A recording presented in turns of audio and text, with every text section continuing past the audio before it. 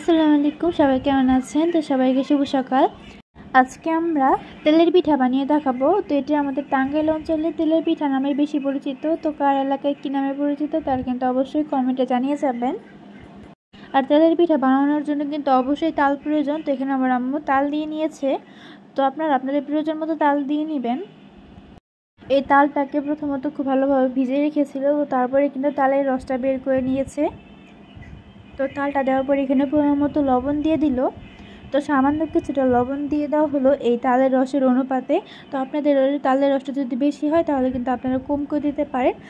তারপর এখানে দিয়ে দিল পরিমাণ মতো চিনির গুঁড়া বলছি কারণ এখানে আমার আম্মু চিনিটা একটু ভালোভাবে ব্লেন্ডারে ব্লেন্ড করে নিয়েছে যাতে এটি খুব ভালোভাবে মিশে যায়। তো তারপর এখানে আমার আম্মু আতপ চাল ব্লেন্ডারে একটু ভালোভাবে ব্লেন্ড করে নিয়েছে এবং সেটিকে দিয়ে দিল। যেহেতু আমাদের মিশ্রণটা একটু পাতলা হয়েছে তো সেই জন্য এখানে আমার আম্মা আবার গুঁড়াগুলো দিয়ে দিচ্ছে, মানে চাউলের গুঁড়া।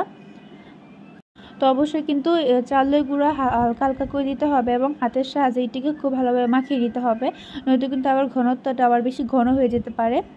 তো দেখে বুঝতে পারছেন হাতের সাহায্যে কিন্তু অনবরত এটিকে মাখিয়ে যেতে হবে এবং একটা নির্দিষ্ট ঘনত্বে যখন এটি চলে আসবে তো তখনই কিন্তু এটা একদম হয়ে যাবে।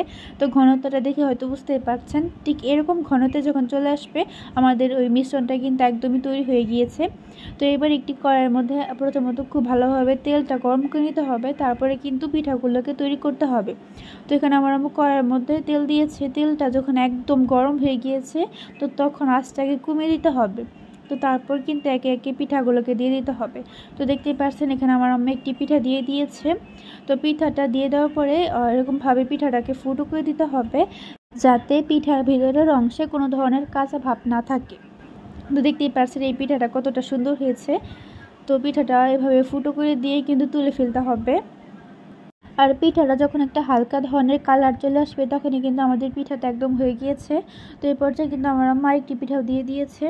তো এগুলো পিঠা কিন্তু হালকা লাল হয়ে গেলে কিন্তু তুলে ফেলতে হবে, নয়তো কিন্তু আবার বেশি রং চলে আসতে পারে, সেক্ষেত্রে কিন্তু খেতে মজা লাগবে না। যেহেতু আমরা এখানে গুড়ের বদলে চিনি ব্যবহার করছি সেহেতু আমাদের পিঠাগুলো একটু সাদা দেখতে হবে।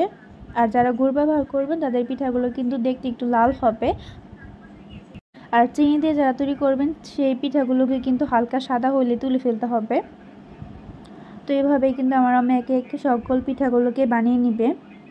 আর এই পর্যায়ে কিন্তু আঁচটা একদমই লো হিটে রাখতে হবে। আর যেহেতু তেলটা অনেক গরম সেহেতু কিন্তু অবশ্যই সাবধানে রাখতে হবে। আর যদি আপনারা সেই মিশ্রণটিকে 10-12 মিনিট বা 15 মিনিটের মতো রেস্টে রাখেন তাহলে কিন্তু পিঠাগুলো আরও অনেক ভালো হবে। তো আমাদের সময়ের সাপেক্ষে আমরা রেস্টে রাখিনি, তো আপনারা চাইলে কিন্তু রেস্টে রাখতে পারেন, তাহলে কিন্তু পিঠাগুলো ফুলবে এবং খেতেও কিন্তু অনেক মজা লাগবে। তো যতক্ষণ রেস্টে রাখা যাবে পিঠাগুলো কিন্তু খেতেও অনেক ভালো লাগবে।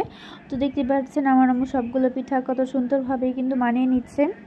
পিঠাগুলোকে দেখতেও কিন্তু অনেকটা সুন্দর, আর আমার কাছে কিন্তু এই পিঠা খেতে অনেক মজা লাগে। তো দেখতেই তো পেলেন কত সহজ এবং খুবই কম উপকরণ দিয়ে কিন্তু তেলের পিঠা বানানো যায়। তো আপনারাও কিন্তু বাসায় ট্রাই করে দেখবেন। আশা করি আপনাদের কাছে তেলের পিঠা অনেক মজা লাগবে। আর কম বেশি তো তেলের পিঠা সবাই খেয়েছেনই। তো আমাদের আজকের এই সিম্পল রেসিপিটি এই পর্যন্তই। তো যারা এখন আমাদের পেজটি ফলো করেনি তারা কিন্তু অবশ্যই ফলো করে যাবেন, কারণ সামনে আরও নতুন ভিডিও নিয়ে আমরা হাজির হব।